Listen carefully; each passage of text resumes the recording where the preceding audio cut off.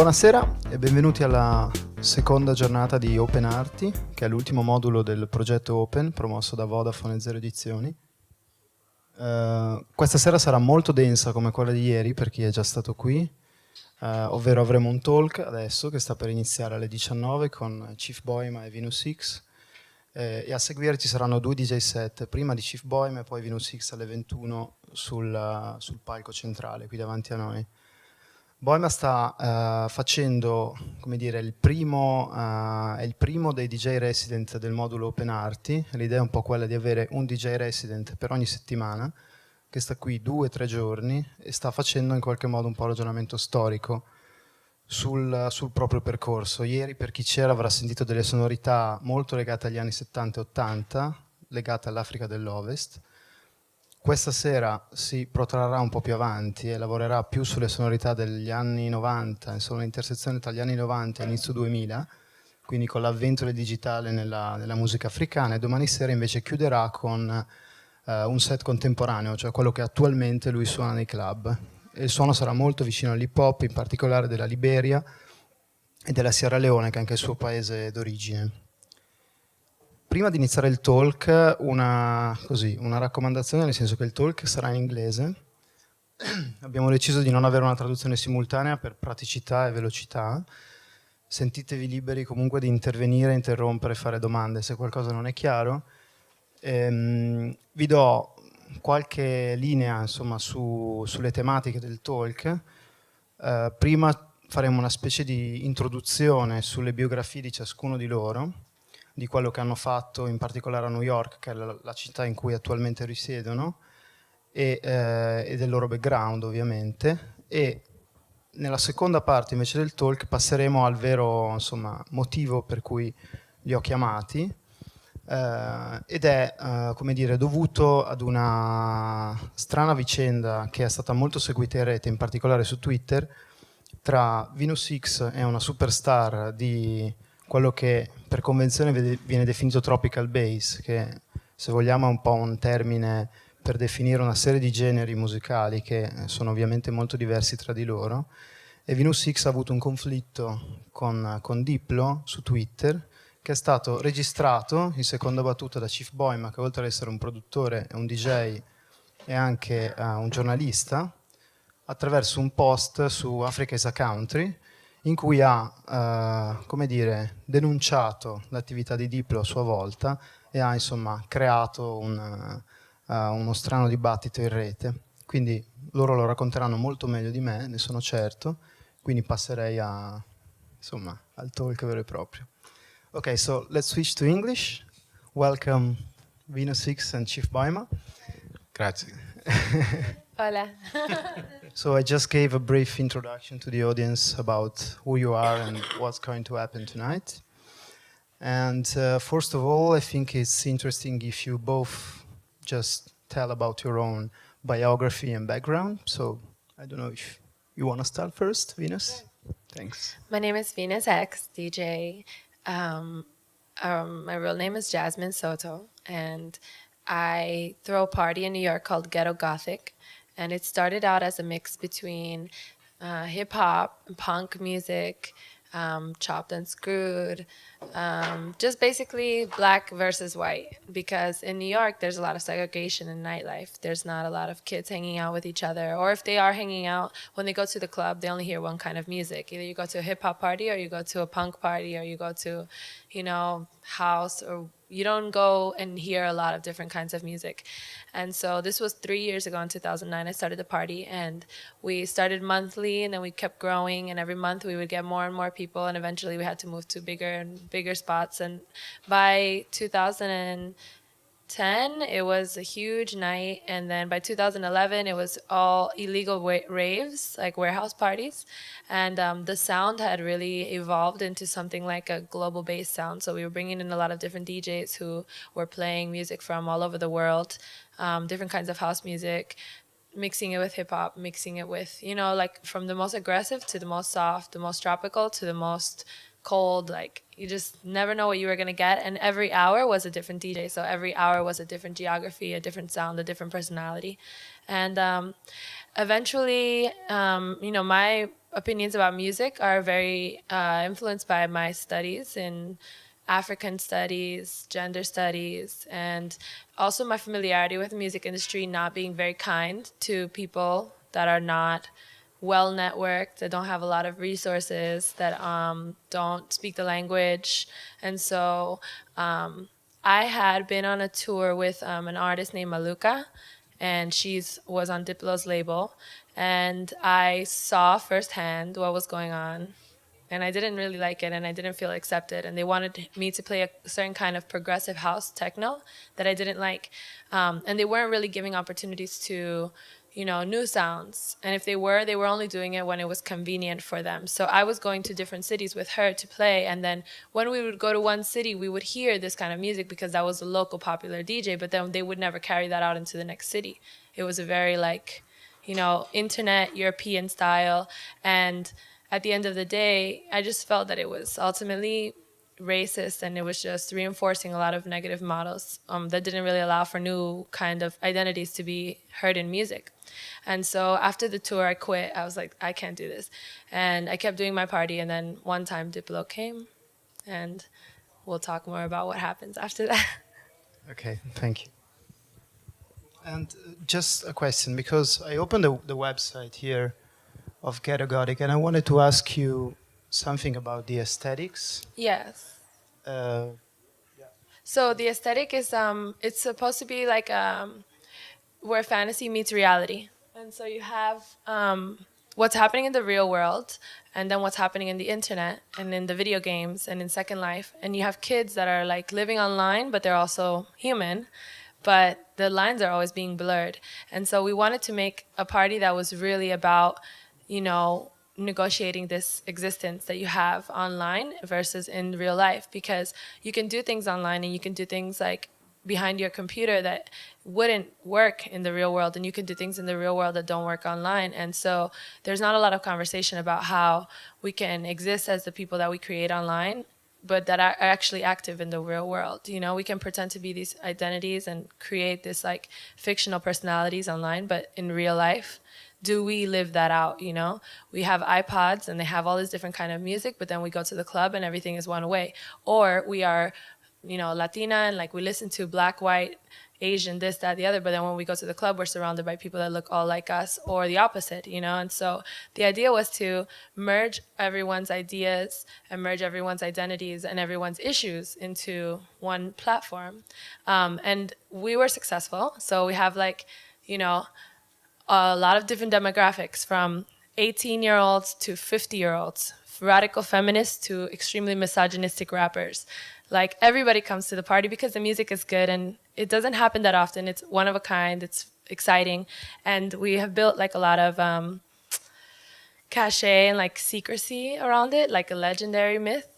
And like in the first 2 years, no pictures were allowed, and it was very small. You could go and be surrounded by celebrities, but no one was like, it wasn't about them. It was about us. It was about the culture and the dances and the music, and not like who's who, or dressing a certain way. Or if you're straight and you want to go by that night and be bisexual, like you can, because no one's taking your picture. And so within the fantasy world, you can do whatever you want.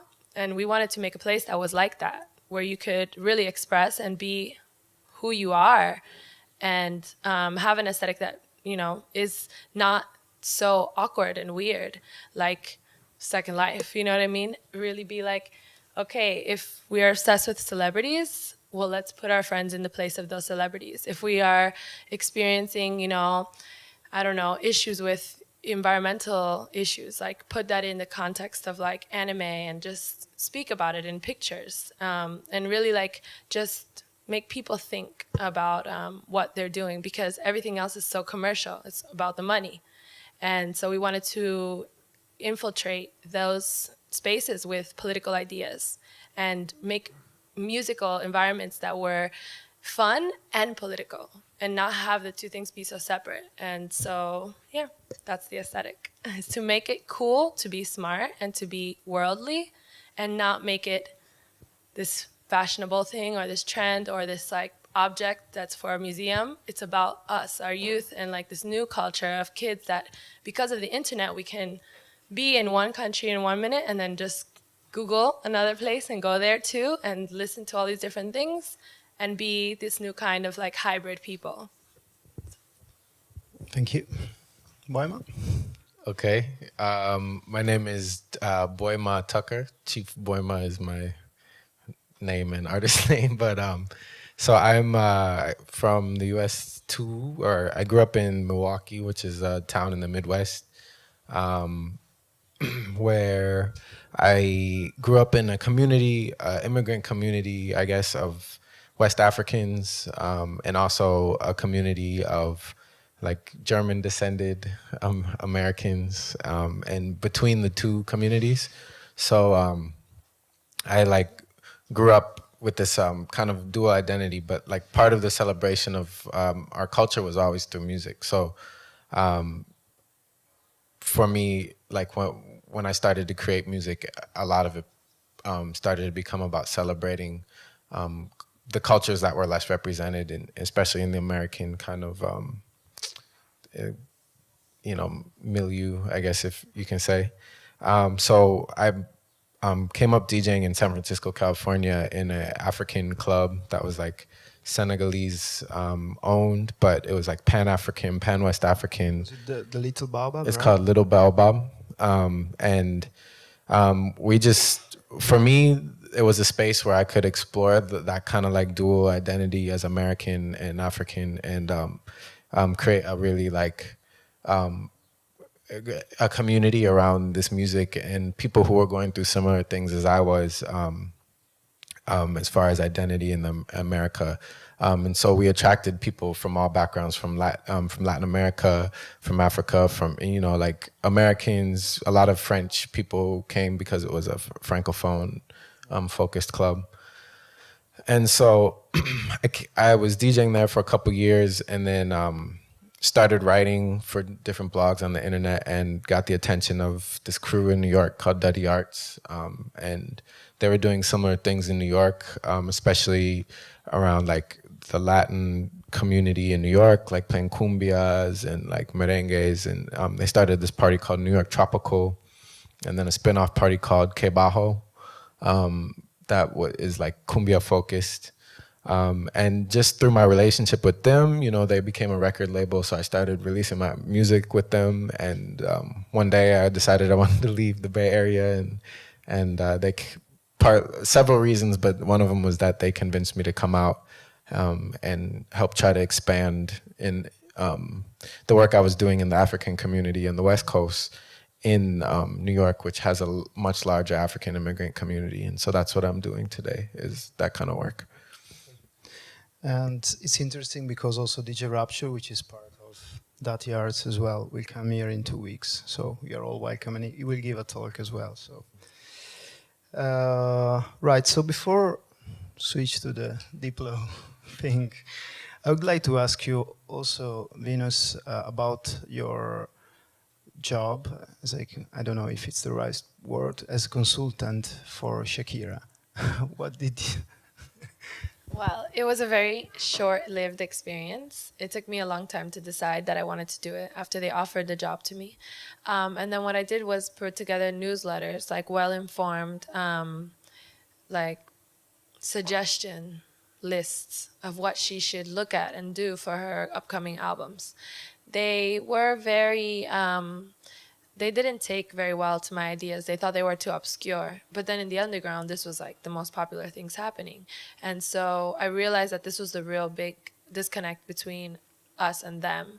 It's that they would rather have one person who understands and knows everything and can relay that to them, as opposed to looking for the information and building relationships with the artists that are working in their countries and know what they're doing within their genres and sort to evolve artistically.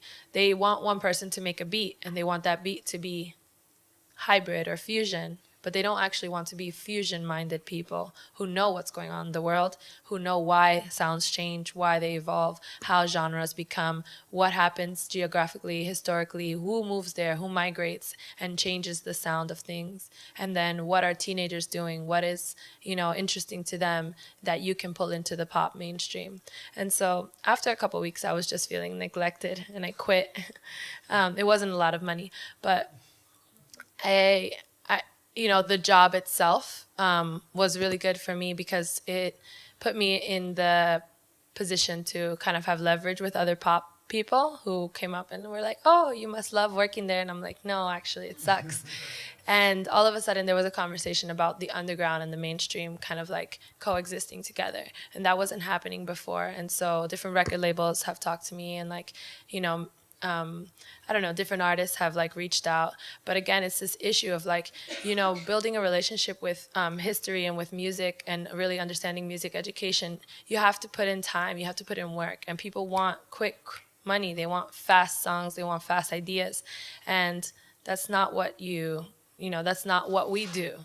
We are not trying to make $1 million off of a song or off of a, you know, one DJ night. We are building relationships with people and cultivating and making sure that they can work regularly, building nights and events and communities that support them economically, and that are new, you know, basically building new economies. So if people cannot exist within the frameworks that exist already because there are not enough resources or because they're being hoarded, we can say we have power as people to create nightlife and collect money and then pay people accordingly. And so it was a very interesting job because, you know, I was naive and I had no relationship to the mainstream industry, and this was my first job, and immediately I was just like faced with the reality that it's easier for them to hire someone like Diplo than to hire someone like me who says, go and work with this person directly. Don't work with Diplo who stole their ideas or who knows what the music is and knows what works and will just pull it in for when it's convenient. Build a, you know, see how these artists work together and let them connect and become friends and then build from there. And let, you know, the genre evolve itself, because when you bring new people into the mix, you are changing history, musical history, versus when you hire one person who is appropriating or, you know, is kind of like has an imperial approach to things. You can't really affect the communities that are behind everything. And you don't actually change the living situation for anyone there. You just, you know, offer a quick fix to the radio, and then they need something else the next week. So, yeah. So I think you started already to talk about the thing. So I don't know if you wanna, I don't know, reconstruct again what happened, and then Boima, you can comment on it. well, one night at Ghetto Gothic, before we moved into the warehouse, we were in a small club, maybe like 180 capacity, and it would always get packed. And celebrities would come. And one night, Diplo came with Liv Tyler, and it was very awkward because, you know, whenever there's a celebrity, you're just like, whoa, there's all of like these weird, rich, famous people watching us now. And I noticed that he was recording the set, and I told him to stop. And he said, like, what? Why are you telling me to stop? And I said, like, if you like it, you can come back next week and hear it again. You don't have to record it. And that's not allowed because Sorry, what were you playing at the moment? I was playing some hardstyle. You know, it's very awkward. It's like we were feeling aggressive, so we were playing hardstyle. You know, it's like 23 years old. You're not making money in a city. It's expensive. You feel like the government is against you. You play hardstyle because that is expressive of your emotions. A white man from wherever, you know, like Florida, who's doing very well in the music industry, I don't think he can identify with that sound necessarily at that moment. And we chose to bring it back. You know, everything is about time and place and everything. Like, we are very specific. Every week the sets change. Every week the lineups change. Everything has to do with the culture, the politics, the environment, how we feel. You know, we are sharing our experience in music because it's a whole hour that you have to DJ. You can't just like prepare everything beforehand. And I mean, some people do, but that's not how I DJ. I just download everything that I like, and then I just get there and I mix it however I feel like mixing in that moment. And it has to do with, if I've had issues with the security at the door, or if, there's not a lot of people there, or if people are feeling kind of depressed that day, all of that has to kind of be taken into account when I'm DJing. And so 2 weeks later, I noticed that he put out a hardstyle mix. And I was like, oh, that's fucked up. Because you weren't playing that 2 weeks ago. And then you recorded the set. And then when I tweeted, like, you can't do anything without somebody like just doing it and then taking credit for it. He said, I recorded it because it was the worst thing I'd ever heard. And I was like, oh, that's interesting, because, I was sending music to Shakira that was about all these different experiences that people are having, like, and we can see now, like with LMFAO and even Rihanna's music, with like the rise of people like Calvin Harris and David Guetta, like EDM and like industrial sounds and really hardcore aggressive rave sounds are making their way into pop music. And this was like, this was us being like forward thinking and being like, we don't need to put this through a filter. We can just play the real, what it is, and so it was hard, because after that he attacked me, in a lot of different ways, politically, culturally, and sexually on Twitter. He said I had to choose a cause. Either I was going to fight for being Latina or fight for being gay, or, I couldn't do both. And then he also said, like, I know you just want to have sex with me, like, just hop up on my dick and do a full split and all this crazy stuff. And I was like, wow, this is crazy. I'm just trying to be me, have my night. We charge like $3 at the door. It's not really affecting anyone. And we're just trying to be the New York that everyone comes to New York for, the honest expression of emotion and poverty and culture clashing and this, melting pot. And then people like him come to hear what's going on and then try and bring that back into their brand without giving proper credit. And it's like, it's so simple as like, I like what you kids are doing. Like, let's hang out and let's go to the studio and make a song together or whatever. There's lots of different ways to do that respectfully. You don't have to record people's sets, and you don't have to do things that are inspired by them without giving them proper acknowledgement. And we don't produce, so it's like, we don't produce for a reason. Like my friends and I that run Ghetto Gothic, we hire DJs that produce and things like that, but the core group is about playing appropriated music without making derivative versions of it, like mumbaton. Just play reggaeton. And if people don't like it, then ask them why they don't like it. What is the issue? Because in Spanish countries, we don't play mumbaton, we play reggaeton. We play dembow. We play things that speak to us. Then you have this other sound that's been filtered out, all the things that they want, watered down and resold to people who are disconnected from their cultures, or people who are interested in tapping into new cultures that may seem very far for them or very difficult to understand. And so my issue is, I'm Latina, I don't want to hear that shit. I want to hear my shit from my country. And it's the same idea. Like, if there's so much going on in the world that isn't getting acknowledged, why make more? It's like you're adding to the garbage can and the basket's already full. And no one's, it's like all this waste, all of these products, all of this like material that we're just creating. And then now it's data. So people are very like, I can just make stuff and put it online and act like it doesn't exist, but it does. And every time you take attention away from something else and make something new out of it to focus on you, you're taking away that access that somebody else would have had, instead of creating a platform for them to get proper acknowledgement. And so I think just historically, it's part of this issue of like, instead of bringing the Native Americans to sell their products in Urban Outfitters, we'd rather make Navajo panties. You know what I mean? It's like, that's inappropriate because people are living on reservations and consuming too much alcohol, and they don't have control over their land, they don't have access to jobs or education, issues. And we are neglecting these issues. And so we create these products that create like a whole society where it becomes acceptable to consume this derivative as opposed to the original. And so then we don't get the history, we don't get all of the stuff that goes along with it. And we never really change like the way that we see the archetypes. So it's like, Diplo is okay to bring these sounds, these different cultural sounds, but why can't, just a person from that country? Why isn't there a Brazilian person bringing us the Brazilian sound? Why isn't there an African person bringing us African sound? A Latino bringing us Latin sounds? It's like, we're not disrupting the main framework of things. So we like to disrupt. We like to be the punks If everybody else is going to do it this way, we're going to do it that way. If everybody else is going to play internet music, we're going to play music from the internet, and it's going to be very low quality, but it's going to be music that you can't buy because the kids don't have record labels. They don't have iTunes. They're not being properly represented. So you can say that we suck because the quality of our music is bad, but it's very raw because it only exists on YouTube, because the kids only made it for 2 years and then they had to stop and get a real job. But it's like a artifact, you know, from this country and this time and this experience that they're having. And ultimately, people are just telling their stories. So when you take their story out of context and you tell it yourself, then you take away their voice and you don't let them tell their own story. And you don't have the same story to tell. You know, I can't tell the story of someone who's living in a third world country. I'm living in America. Things are pretty clean. I have clean water. You know, like I get to go to school, scholarships, all kinds of things. And so my aim was to just make him understand how his identity and his power was taking identity and power away from other people in music.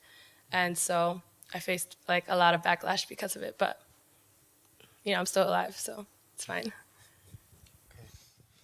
Would you like to comment on this? I mean, you've wrote a really interesting article after the Twitter beef, and it's called Global Gene Accumulation, right? So if you want to, I don't know, talk a bit about that.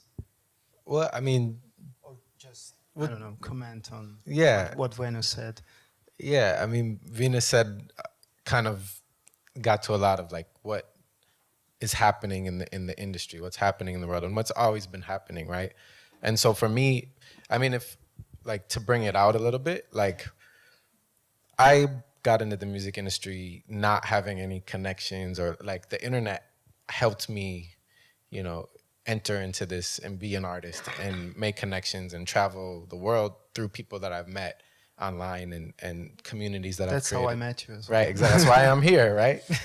But there's a certain point that you reach, you know, that you realize the internet can't take you further, right? There's things that exist, there's structural things that exist that still keep you from having complete control over your own voice and your own image and your own ways of doing things. And I think what Venus said really reflects that. Now, when I wrote the article, my intention was kind of to reclaim, I really wanted to think about DJing as an art.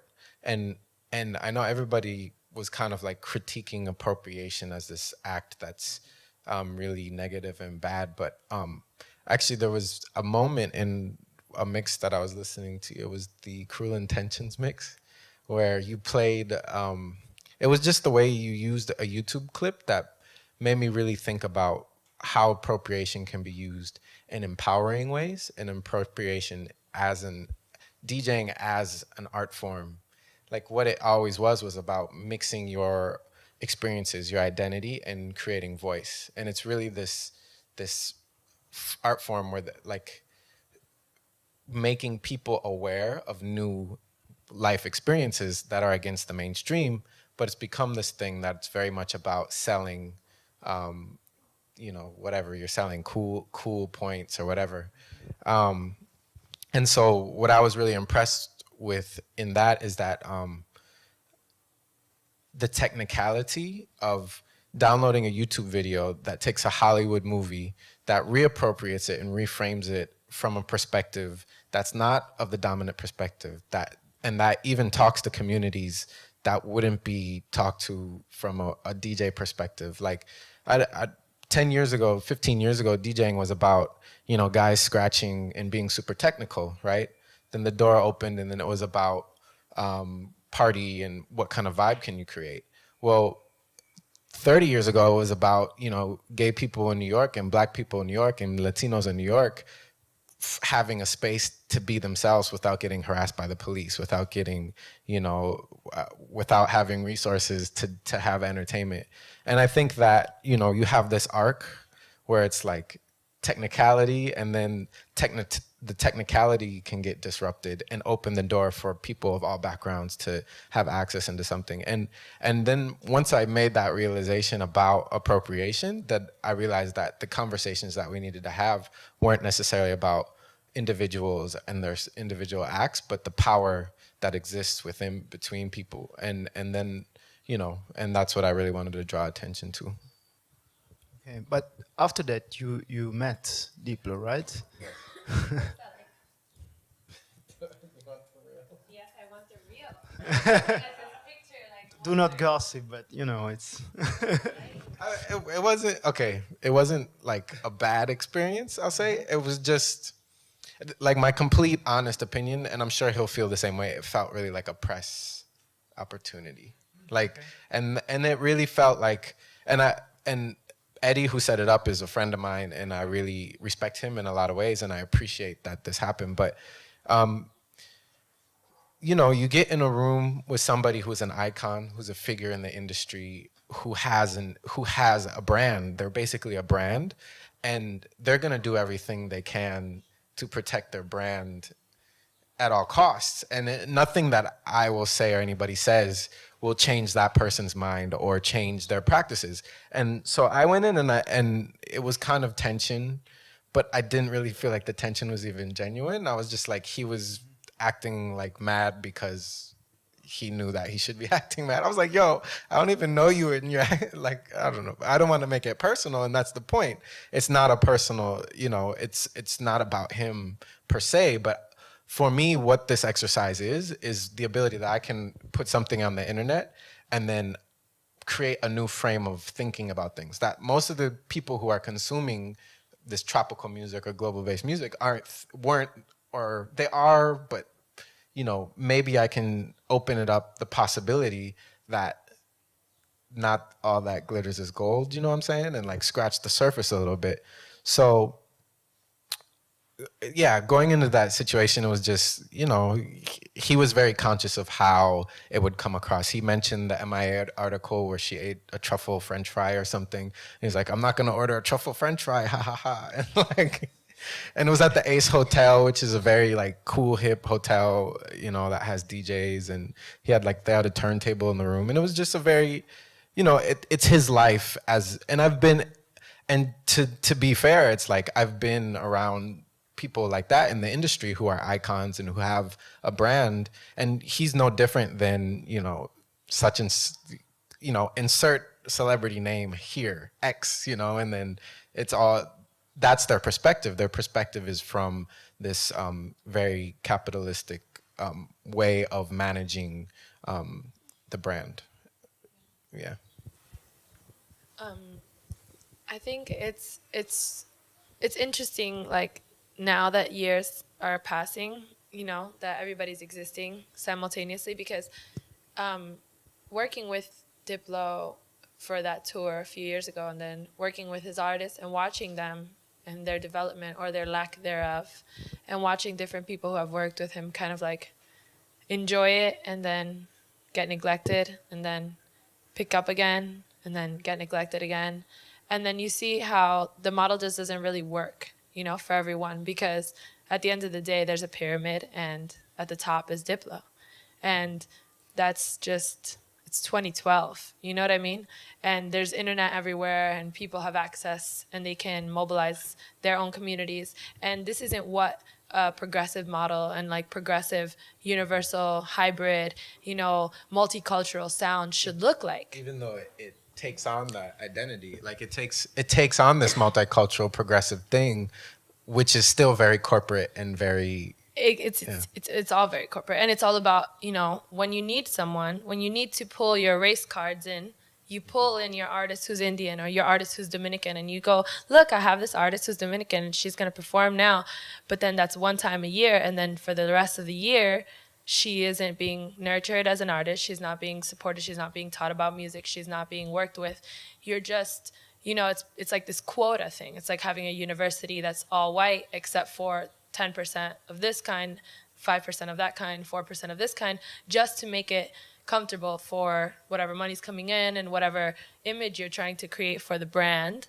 And so, you know, there's like issues of appropriation really have to do with not taking from it, because everybody wants to hear different things. But what happens after? So we go to the party, Diplo throws it, it's a lot of fun. But what happens to the people in the different places where this music is coming from? Have their lives changed? Have there been more opportunities for them as musicians? Have our perspectives as Americans or as, first world people in music and consumers changed? Are we more open to purchasing music that isn't produced by Columbia or being pushed by Atlantic, or that doesn't have a million commercials and advertisements everywhere? Is that a part of, our progress, or is it just creating a brand that literally makes it cool to look like you care about the whole world, but you really don't, because it's still poor, it's still angry, and it's still unacknowledged. And so it's something that, like, it's not just Diplo, it's people like Shakira who pose themselves as fusion artists, people like Rihanna who make different kinds of music every year, change their whole style up and their whole personality. It's everybody who is just concerned with the product and the immediacy and getting, what they need to get out of it. And no one is really concerned with the social political issues that come with the music, because the music is all a story, and the story is all about the people and the place, and the place is all about the amount of money, the food, the quality of life, the happiness or the lack thereof, the frustration. Usually the music is a therapy. And so you have transplants, like us, who grow up in environments where we're not in Africa, we're not in Dominican Republic, but we want to connect with our culture. And how will we get there? Who will take us there? And, like, what will we do once we're there? Will we spend the money on it? Will we cultivate and, like, build bigger music libraries? Will we look for things on the internet, or will we just buy mad decent products, And so It's interesting too because we're talking about like these figures, and I think what the internet has done is it's mirrored like the global economic situation, and maybe this will resonate here that like you have this thing where there's this flattening globally, but then there's also this, the music industry basically failed because they can't sell masses of, and so you don't have the music label that has that artist that can have a stable of other people. So you don't have like Raucous Records or these other people who are supported by distribution systems like Best Buy and these kind of thing. And so you have this like retrenchment of the elite kind of thing where they're like, oh, everything's falling apart, let's put up walls. You know what I'm saying? That's like, and let's not, and that's what it is. They have the resources to put up walls. And so that's what I think today that's what the fight is between that. It's, not to be cliche, but really like this, people have taken on this thing, the 99%. Well, because that's kind of how, the free market has allowed us to live in this oppositional situation. I think culture is about business, though. For the people on the ground that are making it in countries where he's going to get it, they're very concerned with money. They need it. They don't have it. They're making music that is like, I will fight and I will pour my heart into this so that you might hear something that makes you want to come back again and pay for this experience and buy this thing. And that's why it sounds so real and so raw, and that's why he's drawn to it, because it's truth, it's honesty. It's not the perspective of someone who is living in their parents' house comfortably, has all their bills paid, or has a trust fund, or is living in a big city and like doesn't have to worry. It's the perspective of someone who doesn't know how they're going to eat tomorrow, or doesn't know how they're going to work, or who music is the only option because it's what they're doing and they service a community. So I don't think that music and culture and business are very separate, and he is an example of someone bringing it together. I think he is a modern day version of the same kinds of people that went around the world looking for new places to set up shop and make money. And that is intrinsically fucked up because we are not stupid anymore. We don't speak different languages. We can't defend ourselves. It's not 1700, it's not 500, it's 2012. We're all online. We all have access to something.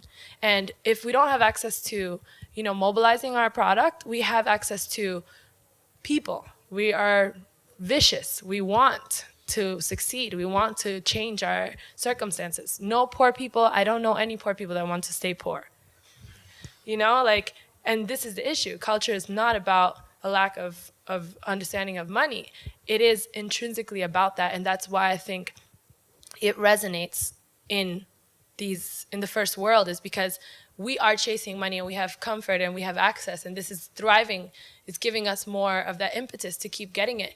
But we're not making room for the new people because the resources are so strapped, and because our quality of life is not about our living situation. It's about how much we can consume. And we want to keep buying products. And so if we want to keep buying products because we're attached to the experience of purchasing things, then we want to continue to put people down and not give them access, because then if we were just thinking about rent, food, transportation, and a couple things a month, everybody would be able to eat. Everybody would be middle class. But we're thinking about over consuming.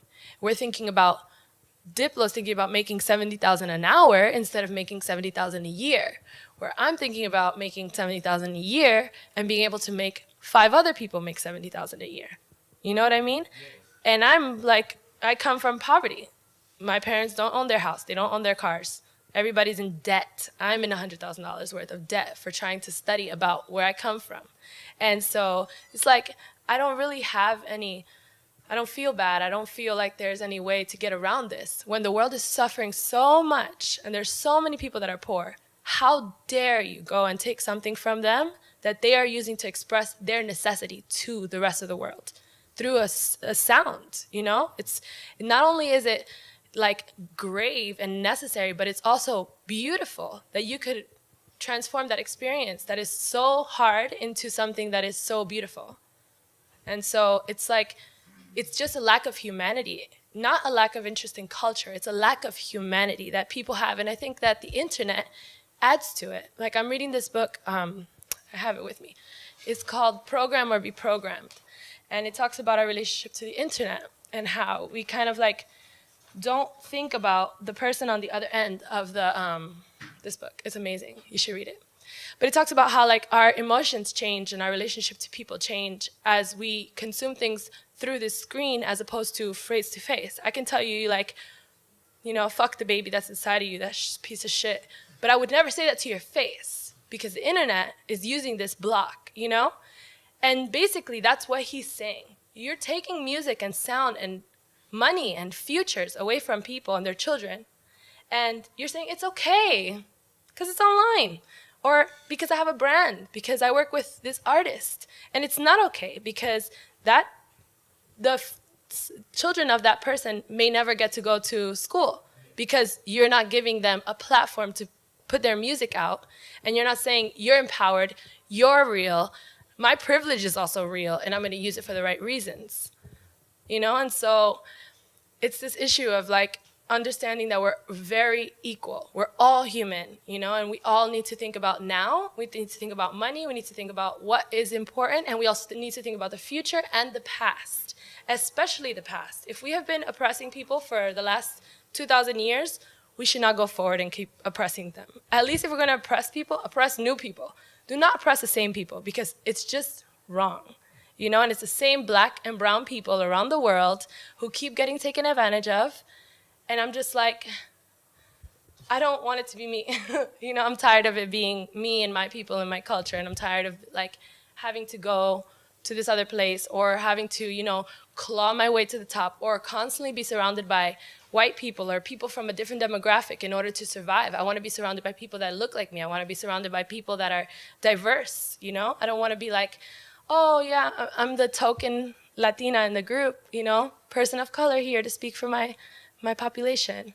It's out of control. And so that's how I think. I think I agree with what you say in some ways, like about culture, like just to kind of throw it back to what he was saying, because in the conversation I had with Diplo, he was really genuine about the fact that he felt like he could be a conduit for people to get exposure. And like, he makes such and such money a year and puts such and such into a label to be this kind of place for people to develop and get some exposure. Now, and I think that thinking is great, but there's a problem, and I think talking from an American perspective, I think, well, you know, I'm gonna just mention two perspectives, but first, talking from an American perspective is that, like, in the post-Obama America, there's this idea that, like, liberation happened, like Black Americans are free, right? And so there's all these kind of promises and deliveries that the internet and Obama and McDonald's everywhere, like, kind of promises, right?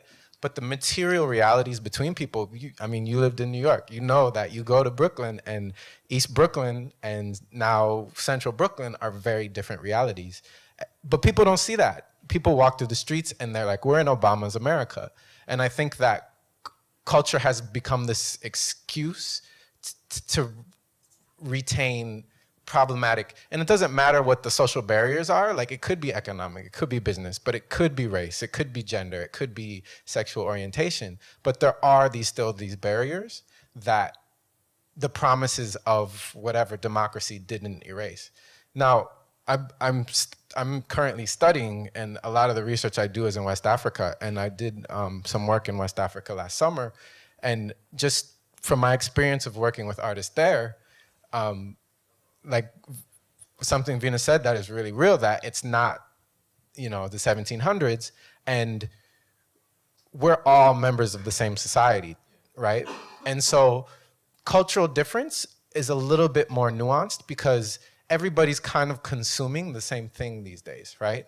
And so cultural difference comes out in individuals' interpretation based on their circumstances. And business practice is very much shapes that, right? And so it's very difficult in a really totalitarian capitalist world to differentiate between access to expression and expression. Does that make sense, I guess? I mean, but that's something that's really, you go to West Africa and it's very similar, like very, very rich in culture and resources and all these things. And people are like, why are we so poor? You know, like, everybody's coming here and taking all our stuff. And like, and yeah, it is, and like, coming from an American perspective, but also having these influences from around the world, you can see that borders are barriers, visas are barriers, all these things are barriers, and they're all connected in our contemporary world, you know? Okay, so I think we can finish now. Thank you. Okay. Thank you.